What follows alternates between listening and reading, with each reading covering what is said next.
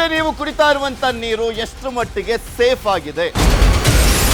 ಬೆಂಗಳೂರಲ್ಲಿ ಜೀವಜಲದ ಬದಲು ವಿಷಜಲ ಪೂರೈಕೆ. ಕುಡಿಯುವ ನೀರಿನ ಬಗ್ಗೆ ನ್ಯೂಸ್ 18 ರಿಯಾಲಿಟಿ ಚೆಕ್ ಮಾಡಿ.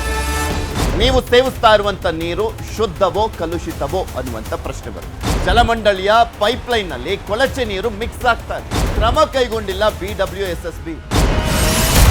ಕೆಟ್ಟ ವಾಸನೆ, ಬದಲಾದ ಬಣ್ಣ. News 18 reality check.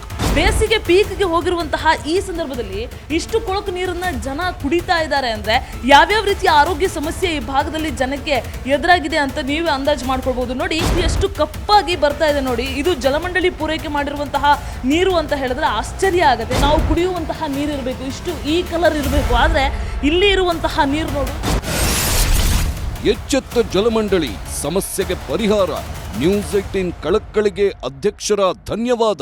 ನ್ಯೂಸ್ 18 ವರದಿ ಬೆನ್ನಲ್ಲೇ BWSSB ಎಚ್ಚೆತ್ತುಕೊಂಡಿದೆ. ಜಲಮಂಡಳಿ ಅಧ್ಯಕ್ಷ ರಾಮ್ ಪ್ರಸಾದ್ ಮನೋಹರ್ ಪ್ರತಿಕ್ರಿಯೆ ನೀಡಿದ್ದು, ಇದನ್ನು ಗುರುತು ಮಾಡೋದಕ್ಕೆ ನಾವು ರೋಬೋಟಿಕ್ಸ್ ಅನ್ನು ಬಳಕೆ ಮಾಡಿದ್ದೇವೆ. ಹಾಗಾಗಿ ಈಗ ಪ್ರಾಬ್ಲಮನ್ನು ಸಾರ್ಟ್ ಔಟ್ ಮಾಡಿದ್ದೇವೆ. ಈಗ ಪ್ರಾಬ್ಲಮ್ ಸಾಲ್ವ್ ಆಗಿ ಒಳ್ಳೆ ನೀರನ್ನು ಕೊಡ್ತಾ ಇದ್ದೀವಿ. ಸೊ ಹಾಗಾಗಿ ನಿಮ್ಮಿಂದ ಇಂಪ್ಯಾಕ್ಟ್ ಆಗಿದೆ.